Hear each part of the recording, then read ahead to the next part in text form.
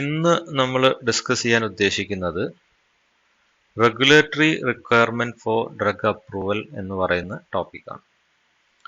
ഇപ്പോൾ 7th semester B ഫാമിൽ industrial pharmacy unit 3യിലുള്ള important ആയിട്ടുള്ള ഒരു ടോപ്പിക്കാണ്. റെഗുലേറ്ററി അഫെയർ എന്താണെന്നെല്ലാം നമ്മൾ കഴിഞ്ഞ ക്ലാസ്സിൽ ഡിസ്കസ് ചെയ്തിട്ട്, അതുപോലെ ഡ്രഗ് ഡെവലപ്മെന്റ് ടീം എന്താണ്, ഡ്രഗ് ഡെവലപ്മെന്റ് പ്രോസസ്സ് എന്താണെന്നുള്ളത് നമ്മൾ കഴിഞ്ഞ ക്ലാസ്സിൽ ഡിസ്കസ് ചെയ്തു. ഇനി general regulatory requirement for drug development എന്ന് പറയുന്ന അല്ലെങ്കിൽ ഡ്രഗ് അപ്രൂവൽ എന്ന് പറയുന്ന ടോപ്പിക്കാണ് നമ്മൾ ഡിസ്കസ് ചെയ്യാൻ പോകുന്നത്. So this is the learning objective of this session. By the end of the session, you will be able to understand, describe and write about the regulatory requirement for drug approval. So we had already discussed about the drug development process. I'm not going to repeat it. So in short, in general, the regulatory requirement for drug approval can be listed as below. ഈ പറഞ്ഞ പോലെയാണ് നമുക്ക് ഒരു general ആയിട്ട് regulatory റിക്വയർമെന്റിനെ list ചെയ്യാൻ പറ്റുക. First we have to go for pre clinical research or non clinical drug development. Next step will be application of IND or investigational new drug application. Next will be after getting approval from for IND from the regulatory authority, we can start the clinical trial or study in human subject in 3 phases: phase 1, phase 2, phase 3.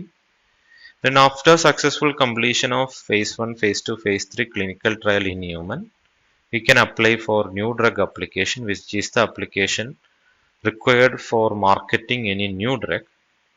Then once we apply for NDA approval, it will take some much time by the regulatory authority for review of this new drug application process. And after getting the NDA approval, we can manufacture in large scale and we can market it. So again, there is a requirement of post marketing surveillance, which is also known as phase 4 clinical trial.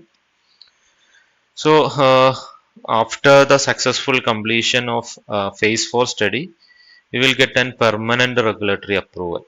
So this will be the general regulatory requirement for drug approval. Now coming to general regulatory requirement of the drug approval.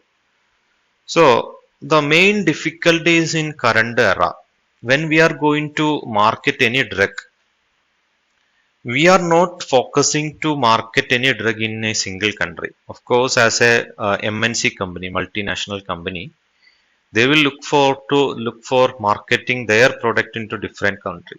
So it is the main task of this company. There is a different types of requirement for different nation. ഓരോ രാജ്യത്തും ഓരോ രീതിയിലുള്ള റിക്വയർമെന്റ്സുകളാണ് usually ഈ regulatory റിക്വയർമെന്റിന്റെ ഭാഗമായിട്ടുണ്ടാവുക. So that will be almost difficult in a very country to have same regulatory approach. ഇപ്പോൾ ഓരോ കൺട്രിയിലും അതിൻ്റെതായിട്ടുള്ള different kinds of regulatory അപ്രോച്ചസുകളായിരിക്കും ഉണ്ടാവുക for the marketing authorization application. So here come the first term which will used in regulatory requirements, that is marketing authorization application or MAA. ഇനി ഇതിനെ connect ചെയ്തിട്ടുള്ള ഓരോ ടേമുകളാണ് നമ്മൾ മുന്നിലോട്ട് ഡിസ്കസ് ചെയ്യുക. ഓക്കെ, സോ MAA എന്ന് പറയുന്നത് എന്താണ്? മാർക്കറ്റിംഗ് ഓതറൈസേഷൻ അപ്ലിക്കേഷൻ എന്നുള്ളത് നമ്മളിപ്പോൾ ഡിസ്കസ് ചെയ്യും. So as an regulatory affair personnel, it is very necessary to have knowledge about the regulatory requirement for marketing authorization application of each country as an regulatory affair individual. ഒരു കമ്പനിയിലെ regulatory affair ഇൻഡിവിജ്വലിനെ സംബന്ധിച്ചിടത്തോളം, professional സംബന്ധിച്ചിടത്തോളം, അയാളുടെ main task എന്ന് പറയുന്നത് different ആയിട്ടുള്ള കൺട്രീസിലുള്ള marketing authorisation application എങ്ങനെയാണ് എന്നുള്ളതും അതിൻ്റെ പ്രൊസീജിയർ എന്താണ്, അതിന് വേണ്ട ഡോക്യുമെന്റുകൾ എന്താണ് എന്നുള്ളതൊക്കെ മനസ്സിലാക്കുക എന്നുള്ളതാണ്. Okay, so what is mean by marketing authorisation application? അടുത്ത റെഗുലേറ്ററി റിക്വയർമെന്റ്സിൽ വരുന്ന ആദ്യത്തെ ഒരു ടേമാണ് മാർക്കറ്റിംഗ് ഓതറൈസേഷൻ അപ്ലിക്കേഷൻ എന്ന് പറയുന്നത്. So as the name indicates an application. It's an application submitted by the drug manufacturer seeking marketing authorization, that is the permission to bring a medicinal product or new or generic medicine to the market. So നമ്മൾ ഇത്രയും സമയം NDA എന്താണ്, new drug application എന്താണ് എന്ന് പറഞ്ഞതോ അതേ സാധനത്തിന്റെ വേറൊരു പേരാണ് മാർക്കറ്റിംഗ് ഓതറൈസേഷൻ അപ്ലിക്കേഷൻ എന്ന് പറയുന്നത്. ഓക്കെ, US അല്ലെങ്കിൽ ഇന്ത്യയിലൊക്കെ നമ്മൾ NDA എന്ന് പറയുന്ന ന്യൂ ഡ്രഗ് അപ്ലിക്കേഷൻ എന്താണോ അതേ സാധനം യുണൈറ്റഡ് കിങ്ഡം UK അതുപോലെ തന്നെ യൂറോപ്യൻ മെഡിക്കൽ ഏജൻസി യൂറോപ്പിലും യൂസ് ചെയ്യുന്ന ഈ ഒരു ന്യൂ ഡ്രഗ് അപ്ലിക്കേഷന് പകരമായിട്ട് നമ്മൾ യൂസ് ചെയ്യുന്ന ഒരു അപ്ലിക്കേഷന്റെ പേരാണ് മാർക്കറ്റിംഗ് ഓതറൈസേഷൻ അപ്ലിക്കേഷൻ എന്ന് പറയുന്നത്. So MAA is a part of official procedure before the Medicine and Healthcare Product Regulatory Agency in United Kingdom and Committee of Medicinal Product for Human Use for European Medicine Agency, which is the specialized agency of European Commission. So that is the marketing authorization application. It's an application submitted by the manufacturer for seeking permission to bring a new product into the market, same as that of new drug application in the US as well as India. Now, after the marketing authorization, they introduced another authorization, that is centralized marketing authorization. So what is mean by centralized marketing authorization? This is the marketing authorization application issued by European Commission to allow the pharmaceutical industry or the manufacturer to mark the medicinal product throughout the European Economic Area. EEA എന്ന് പറയുന്ന European economic ഏരിയയിൽ common ആയിട്ട് നമ്മളത് market ചെയ്യാൻ ഉദ്ദേശിക്കുന്നുണ്ടെങ്കിൽ അപ്പം നമ്മൾ apply ചെയ്യേണ്ട അപ്ലിക്കേഷന്റെ പേരാണ് സെൻട്രലൈസ്ഡ് മാർക്കറ്റിംഗ് ഓതറൈസേഷൻ. അപ്പൊ ആരൊക്കെയാണ് ഈ EAയിലുള്ളത്, യൂറോപ്യൻ എക്കണോമിക് ഏരിയയിലുള്ളത്? യൂറോപ്യൻ മെമ്പർ സ്റ്റേറ്റുകളായിട്ടുള്ള Austria, Belgium, Bulgaria, Croatia, republic of Cyprus, ചെക്ക് republic, Denmark, Estonia, Finland, France, Germany, Greece, Hungary, Ireland, then Italy, Latvia, Lithuania, Malta, Netherlands, Poland, Portugal, Romania, Slovakia, Slovenia, Spain and Sweden. ഇത്രയും European state മെമ്പേഴ്സും അതിൻ്റെ കൂടെ Iceland, Norway, ലെഷൻസ്റ്റൈൻ എന്ന് പറയുന്ന കൺട്രീസും, ഇത്രയും കൺട്രീസിൽ ഒരുമിച്ച് marketing approval കിട്ടാൻ വേണ്ടിയിട്ട് കൊടുക്കേണ്ട അപ്ലിക്കേഷന്റെ പേരാണ് centralised marketing authorisation. Okay, so that is marketing authorisation application. What is mean by marketing authorisation? Application എന്താണെന്ന് നമ്മൾ പറഞ്ഞു. ഓക്കെ, ഇനി എന്താണ് marketing authorisation?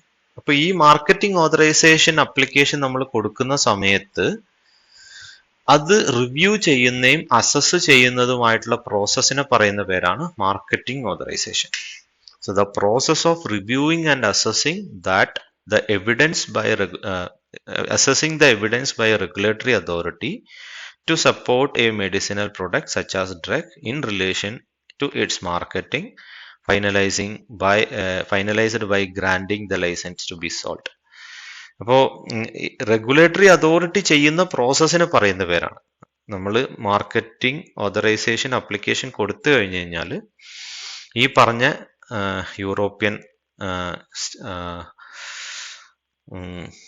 European member സ്റ്റേറ്റും Ireland, നോർവേയിലെ ഈ പറയുന്ന മാർക്കറ്റിംഗ് റെഗുലേറ്ററി ഏജൻസി അല്ലെങ്കിൽ അതോറിറ്റി ചെയ്യുന്ന പ്രോസസ്സിനെ പറയുന്ന പേരാണ് മാർക്കറ്റിംഗ് ഓതറൈസേഷൻ എന്ന് പറയുന്നത്. So this will be the part of their legal framework. അവരുടെ ഒരു ലീഗലായിട്ടുള്ള കാര്യമാണ്. അവരുടെ നാട്ടിൽ ഏതെങ്കിലും ഒരു ഫാർമസ്യൂട്ടിക്കൽ പ്രൊഡക്റ്റ് മാനുഫാക്ചർ ചെയ്ത് അത് മാർക്കറ്റ് ചെയ്യണമെന്നുണ്ടെങ്കിൽ അതിൻ്റെ സേഫ്റ്റി, എഫിക്കസി, ക്വാളിറ്റി ഒക്കെ ചെക്ക് ചെയ്ത് ഓതറൈസ് ചെയ്ത് പബ്ലിക്കിൻ്റെ ഹെൽത്തിന് ഹാംഫുൾ അല്ലാത്ത സാധനങ്ങൾ മാത്രമേ, പബ്ലിക്കിൻ്റെ ഹെൽത്തിന് ബെനിഫിഷ്യൽ ആയിട്ടുള്ള പ്രൊഡക്റ്റുകൾ മാത്രമേ അവരുടെ സ്റ്റേറ്റിൽ അല്ലെങ്കിൽ അവരുടെ കൺട്രിയിൽ മാർക്കറ്റ് ചെയ്യുന്നുള്ളൂ എന്ന് കൊടുക്കുന്ന അല്ലെങ്കിൽ ഓതറൈസേഷൻ ആണ് ഈ പറയുന്ന മാർക്കറ്റിംഗ് ഓതറൈസേഷൻ എന്ന് പറയുന്നത്. അവരെന്തായിരിക്കും ഈ പറയുന്ന സമയത്ത് റിവ്യൂ ചെയ്യുക എന്നുള്ളതാണ്. മാർക്കറ്റിംഗ് ഓതറൈസേഷൻ എന്ന് പറയുന്ന സമയത്ത് ഈ റിവ്യൂ ചെയ്യുന്ന പ്രോസസ് ആണെന്ന് പറഞ്ഞു. ഈ റിവ്യൂ ചെയ്യുന്ന പ്രോസസ്സ് അവർ ചെക്ക് ചെയ്യുന്നുണ്ടാവുക they will check for the different documents submitted by the drug manufacturer in a specified format which is defined by the regulator or regulatory authority. അപ്പോൾ ഈ ഒരു ഫോർമാറ്റ് അല്ലെങ്കിൽ അതിന്റെ കണ്ടന്റിനെ പറയുന്ന പേരാണ് കോമൺ ടെക്നിക്കൽ ഡോക്യുമെന്റ് എന്ന് പറയുന്നത്. ഓക്കെ, ഇത് നമ്മളെ സിലബസിൽ പറഞ്ഞിട്ടുള്ള ഒരു സാധനമാണ് കോമൺ ടെക്നിക്കൽ ഡോക്യുമെന്റ് എന്ന് പറയുന്നത്.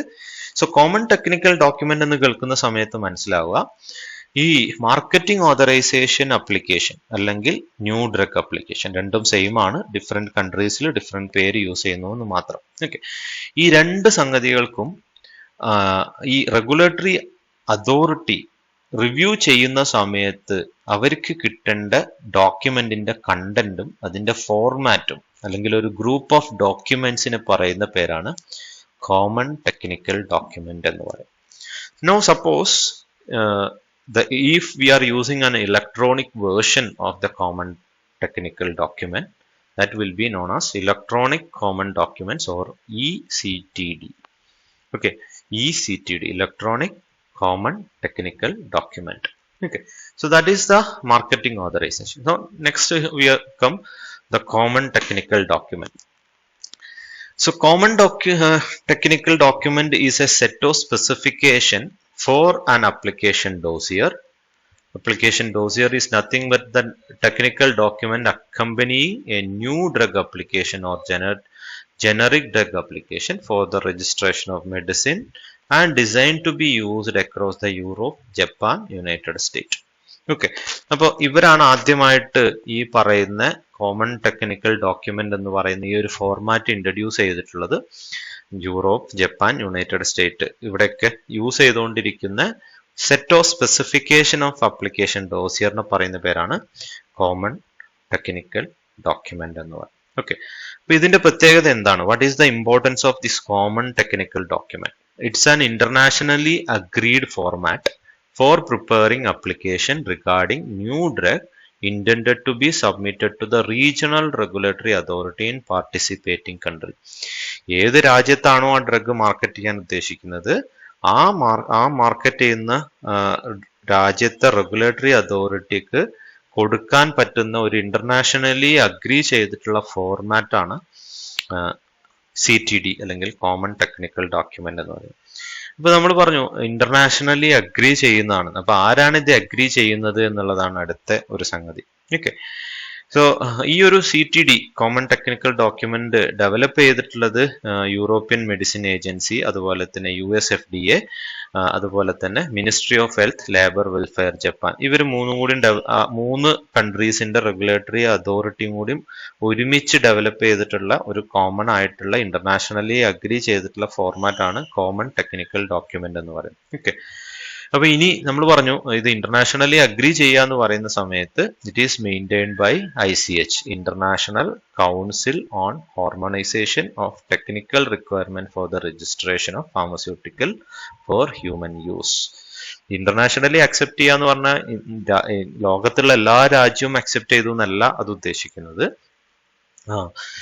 ഇന്റർനാഷണലി കൗൺസിലുകൾ തമ്മിൽ ഇതുപോലെ ഈ ഫാർമസ്യൂട്ടിക്കൽ ഇൻഡസ്ട്രിയും അതുപോലെ തന്നെ ഡിഫറെന്റ് ആയിട്ടുള്ള റെഗുലേറ്ററി അതോറിറ്റീസുകളൊക്കെ ഒരുമിച്ചെടുക്കുന്ന കുറച്ച് ഡിസിഷൻ, ഈ ഒരു കാര്യങ്ങളൊക്കെ എളുപ്പമാവാൻ വേണ്ടിയിട്ട്, അതായത് ഈ പ്രോസസ്സ് ഡ്രഗ് ഡെവലപ്മെന്റ് പ്രോസസ്സും അതിന്റെ അപ്രൂവൽ പ്രോസസ്സും ഒക്കെ യൂണിഫോം ചെയ്യാൻ വേണ്ടിയിട്ട് ഉണ്ടാക്കിയിട്ടുള്ള ഒരു കൗൺസിലാണ് ഇന്റർനാഷണൽ കൗൺസിൽ ഓൺ ഹാർമോണൈസേഷൻ എന്ന് പറയുന്നത്. ലേറ്റർ ഇത് ആദ്യം യൂറോപ്പ്, അതുപോലെ USA, അതുപോലെ ജപ്പാനിൽ മാത്രമായിരുന്നു ഉണ്ടായിരുന്നു എന്നുണ്ടെങ്കിൽ അതിനുശേഷമാണ് കാനഡ, സ്വിറ്റ്സർലാൻഡ് പോലെയുള്ള രാജ്യങ്ങളൊക്കെ ഈ കോമൺ ടെക്നിക്കൽ ഡോക്യുമെന്റ് അഡോപ്റ്റ് ചെയ്യാൻ തുടങ്ങിയത്. ഓക്കെ, ആൻഡ് ഫൈനലി എന്താണ് ICH എന്നുള്ളതാണ്. ICH എന്ന് പറയുന്നത് ഓൾറെഡി നമ്മൾ പറഞ്ഞു, it's an international council for harmonisation of technical requirement for pharmaceutical for human use, which is an initiative that will bring together the regulatory authority and pharmaceutical industry to discuss the scientific and technical aspect of pharmaceutical product development and registration.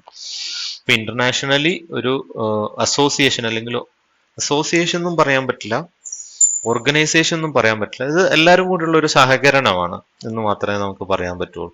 ഈ technical പ്രോബ്ലങ്ങൾ അതുപോലെ scientific ആയിട്ടുള്ള കാര്യങ്ങളൊക്കെ discuss ചെയ്യാൻ വേണ്ടിയിട്ട് pharmaceutical product ഡെവലപ്മെന്റും registration പ്രോസസ്സൊക്കെ എളുപ്പമാക്കാൻ വേണ്ടിയിട്ട് ഉണ്ടാക്കിയിട്ടുള്ള ഒരു കോർപ്പറേഷൻ, അല്ലെങ്കിൽ അവർ എല്ലാവരും കൂടി ചേർന്ന് എടുത്തിരിക്കുന്ന കുറച്ച് തീരുമാനങ്ങൾ, അതിനെയാണ് നമ്മൾ സാധാരണഗതിയിൽ ICH എന്ന് പറയുന്നത്. നിങ്ങളിനി ICH ഗൈഡ് ലൈൻസ് എന്ന് പല സബ്ജക്റ്റിൽ നിങ്ങൾ പഠിക്കും, പ്രത്യേകിച്ച് അനാലിസിസിലൊക്കെ സ്റ്റെബിലിറ്റി സ്റ്റഡി ആണെങ്കിലും ആക്സിലറേറ്റഡ് സ്റ്റെബിലിറ്റി സ്റ്റഡി ഒക്കെ പഠിച്ച സമയത്തൊക്കെ ICH ഗൈഡ് ലൈൻസ് എന്ന് പറഞ്ഞിട്ടുണ്ടാവും. അപ്പോൾ അതെല്ലാം ഇതുപോലെ ഈ ഹാർമോണൈസേഷന്റെ ഭാഗമായിട്ട് ഉണ്ടാക്കിയിട്ടുള്ള ഗൈഡ് ലൈൻസുകളാണ്. കോമൺ ആയിട്ട് ഡ്രഗ് ഡെവലപ്മെന്റ് പ്രോസസ്സിൽ, രജിസ്ട്രേഷൻ പ്രോസസ്സിലൊക്കെ കോമൺ ആയിട്ടുള്ള തീരുമാനങ്ങൾ എടുക്കാൻ വേണ്ടിയിട്ട്. സോ എന്തിനായിരിക്കും ഇങ്ങനെ ഒരു ICH ഉണ്ടാക്കിയിട്ടുള്ളത്? എന്തായിരിക്കും അതിന്റെ mission? The mission of the ICH is to promote the public health by achieving greater harmonization through the development of technical guidelines and requirement for the pharmaceutical product registration. And this harmonization will lead to more rational use of human, animal and other resources that will eliminate the unnecessary delay in the global development and availability of new medicine while maintaining the safeguard on the quality, safety, efficacy and regulatory obligation to protect the public health. Okay, so ഇതാണ് ഇതിന്റെ ഒരു advantage എന്ന് പറയുന്നത്. അപ്പോൾ ആവശ്യമില്ലാതെ റിസോഴ്സുകൾ നശിപ്പിക്കുന്നത് തടയുക എന്നുള്ളതും, ഡിലേ ഒഴിവാക്കുക എന്നുള്ളതും, അൺനെസസറി ആയിട്ടുള്ള ഡിലേ ഒഴിവാക്കുക എന്നുള്ളത്, അതുപോലെ തന്നെ ക്വാളിറ്റി, എഫിക്കസി, റെഗുലേറ്ററി ഒബ്ലിഗേഷനിൽ യാതൊരു രീതിയിലുള്ള കോംപ്രമൈസും ചെയ്യാതെ തന്നെ അത് സേഫ് ആയിട്ട് തന്നെ യൂസ് ചെയ്യാൻ പറ്റുക എന്നുള്ളതൊക്കെയാണ് ഈ ICHന്റെ ഒരു അഡ്വാൻറ്റേജ് എന്ന് പറയുന്നത്. Okay, so these are the some terms which will come along with the regulatory regulatory requirement for drug approval.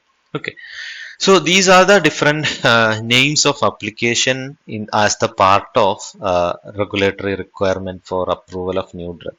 Already നമ്മൾ ഡിസ്കസ് ചെയ്തിട്ടുള്ളതാണ്. First one is investigational new drug application, which is an application filed to the FDA or regulatory authority of respective country to start the clinical trial in human on the basis of data obtained from the printer clinical trial. Okay, ഇപ്പൊ നമ്മൾ ആദ്യം ഒരു animal study ഒക്കെ നടത്തി അതിന്റെ data അത് safe ആണ്, എഫിക്കസ് ആണെന്ന് പ്രൂവ് ചെയ്യുന്ന ഡാറ്റ കിട്ടിയതിന് ശേഷം ഹ്യൂമൻ സബ്ജക്റ്റിൽ സ്റ്റഡി സ്റ്റാർട്ട് ചെയ്യുന്നതിന് വേണ്ടിയിട്ട് നമ്മൾ അപ്ലൈ ചെയ്യുന്ന ഒരു അപ്ലിക്കേഷൻ ആണ്. ആർക്ക് അപ്ലൈ ചെയ്യുന്നത്? റെഗുലേറ്ററി അതോറിറ്റിക്ക് അപ്ലൈ ചെയ്യുന്നത്. അപ്പോൾ US-ലാണെങ്കിൽ FDA ആയിരിക്കും, ഇന്ത്യയിലാണെങ്കിൽ CDSCO ആയിരിക്കും. അതുപോലെ ഡിഫറെൻ്റ് ആയിട്ടുള്ള കൺട്രീസിൽ അവരുടെ റെസ്പെക്റ്റീവ് ആയിട്ടുള്ള റെഗുലേറ്ററി അതോറിറ്റീസിന് അപ്ലൈ ചെയ്യുന്ന ഒരു അപ്ലിക്കേഷൻ ആണ് IND അപ്ലിക്കേഷൻ എന്ന് പറയുന്നത്. Now next one is NDA application, new drug application. അതിന്റെ വേറൊരു പേരാണ് MA എന്ന് പറയുന്നത്, മാർക്കറ്റിംഗ് ഓതറൈസേഷൻ അപ്ലിക്കേഷൻ എന്ന് പറയുന്നത്. UK-ലും അതുപോലെ യൂറോപ്യൻ കൺട്രീസിലും യൂസ് ചെയ്യുന്ന അതിന്റെ വേറെ NDAയുടെ വേറെ പേരാണ്. So it is if the clinical study confirm that new drug is relatively safe and effective, it will not pose a reasonable risk to patient, we can apply for NDA to get approval for marketing. Market ചെയ്യാൻ വേണ്ടിയുള്ള approval കിട്ടാൻ വേണ്ടിയിട്ട് നമ്മൾ കൊടുക്കുന്ന after completion of clinical trial. Okay, now next one is ANDA, abbreviated new drug application. Patented ആയിട്ടുള്ള drugs അതിന്റെ പാറ്റന്റിന്റെ period, അവരുടെ protection period ആയിട്ടുള്ള 20 years കഴിഞ്ഞു കഴിഞ്ഞാൽ അത് ജനറിക് പ്രൊഡക്റ്റുകളായിട്ട് സിന്തസിസ് ചെയ്യാൻ പറ്റും, അല്ലെങ്കിൽ മാനുഫാക്ചർ ചെയ്യാൻ പറ്റും. അപ്പൊ അങ്ങനെ വേറൊരു കമ്പനി അതിന്റെ ജനറിക് ഡ്രഗ് മാനുഫാക്ചർ ചെയ്ത് അത് മാർക്കറ്റ് ചെയ്യണമെന്നുണ്ടെങ്കിലും അതിന് അപ്രൂവൽ വേണ്ടതുണ്ട്. അങ്ങനെ അതിന് വേണ്ട അപ്രൂവലിന് വേണ്ടിയിട്ട് നമ്മൾ അപ്ലൈ ചെയ്യുന്ന ആപ്ലിക്കേഷനാണ് അബ്രിവേറ്റഡ് ന്യൂ ഡ്രഗ് ആപ്ലിക്കേഷൻ എന്ന് പറയുന്നത്. And finally BLA, biological licence application. If the product is biologically origined, biological products are approved for marketing under the provision of Public Health Service Act. Biological പ്രൊഡക്റ്റുകളാണെങ്കിൽ vaccine, sera പോലെയുള്ള സാധനങ്ങളൊക്കെ ആണെന്നുണ്ടെങ്കിൽ we have to apply for biological license application. Okay, so these are the different requirements, regulatory requirement for drug approval: preclinical research, investigational new drug application, clinical trial, new drug application, review process, post marketing surveillance and regulatory approval. നമ്മൾ ഇതും ഓരോ സാധനങ്ങളും in detail ആയിട്ട് തന്നെ അടുത്ത പല ടോപ്പിക്കുകളിലായിട്ട് നമുക്ക് discuss ചെയ്യാനുണ്ട് ഈ ഒരു യൂണിറ്റിൽ തന്നെ. നമ്മൾ അതൊക്കെ ഓരോന്നോരോന്നായിട്ട് നമ്മളത് ഡിസ്കസ് ചെയ്യും, എന്താണ് ഈ പറയുന്ന സാധനം. അപ്പോൾ അൾട്ടിമേറ്റ് ആയിട്ട് നമുക്ക് ഒരു ഡ്രഗ് മാർക്കറ്റ് ചെയ്യണം എന്നുണ്ടെങ്കിൽ ഫൈനലി കിട്ടേണ്ട അപ്ലിക്കേഷൻ ആണ് ന്യൂ ഡ്രഗ് അപ്ലിക്കേഷൻ എന്ന് പറയുന്നത് after completion of pre clinical study. Okay, pre clinical data, clinical data complete ആയിട്ട് കൊടുത്തതിന് ശേഷം നമുക്ക് കിട്ടുന്ന ഒരു അപ്രൂവൽ ആണ് NDA അപ്രൂവൽ എന്ന് പറയുന്നത്. So once we apply, there are three possibilities after the application of NDA. NDAന്റെ അപ്ലിക്കേഷൻ കൊടുത്തു കഴിഞ്ഞാൽ റെഗുലേറ്ററി അതോറിറ്റി 3 രീതിയിലുള്ള ഡിസിഷൻസുകളാണ്, പോസിബിൾ ആക്ഷൻസുകളാണ് ഉണ്ടാവാനുള്ള chance. First one is not approvable. ഒരു കാരണവശാലും അപ്രൂവ് ചെയ്യാൻ പറ്റാത്ത അപ്ലിക്കേഷൻസുകൾ. അപ്പൊ അതിൽ അത്രത്തോളം ടോക്സിസിറ്റിയോ അല്ലെങ്കിൽ എഫിക്കസി ഇല്ലായ്മയോ ഇങ്ങനെയുള്ള പല ഫാക്ടറുകളായിരിക്കും. So that will be communicated. എന്താണ് അവരുടെ ഡെഫിഷ്യൻസി എന്നൊക്കെ മാനുഫാക്ചറർ അറിയിക്കും, അതായത് റെഗുലേറ്ററി അതോറിറ്റി. രണ്ടാമത്തതാണ് നോട്ട് അപ്രൂവ്ഡ് ബട്ട് അപ്രൂവബിൾ. അപ്പൊ ഇപ്പൊ അപ്രൂവ് ചെയ്തിട്ടില്ല, പക്ഷെ അപ്രൂവബിൾ ആണ്. That means it can be approved, but there are some minor deficiency. അപ്പോൾ കുറച്ച് ഡെഫിഷ്യൻസികളൊക്കെ മാറ്റേണ്ടതുണ്ട്. ചിലപ്പോൾ ലാബലിംഗ് ആയിരിക്കാം, അല്ലെങ്കിൽ എന്തെങ്കിലും പോസ്റ്റ് അപ്രൂവൽ സ്റ്റഡിയൊക്കെ ആവശ്യമായിട്ടുള്ള സാധനങ്ങളായിരിക്കാം. അപ്പോൾ ഒരു ക്ലോസ് വെച്ചിട്ട് അപ്രൂവൽ കൊടുക്കുന്നതിനാണ് അപ്രൂവബിൾ എന്ന് പറയാം. If our data is that much perfect, we will directly get approval.